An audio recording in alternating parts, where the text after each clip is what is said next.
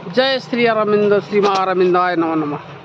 ये हूँ ढेंकानाल जिला ठारू 5-7 किलोमीटर दूर रे जो अच्छी गेंगुटिया छक अच्छे से 2 किलोमीटर दूर रे मातृभवन बारदा जो ए 1972 मसीहा ठारू ये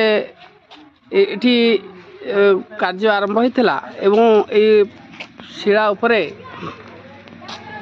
श्री अरविंदर भस्म शरीर अवशेष को एठी समाधि दिया जाइछि। एक सुंदर स्थान आउ एठी के भीतर सौंदर्यता अत्यंत मनमुग्धकर आउ एई श्री अरविंदर आदर्श अनुप्राणित होई एठी गढ़ी उठी Shri Aurobindo integral centre of education. एक विशाल शिक्षायतन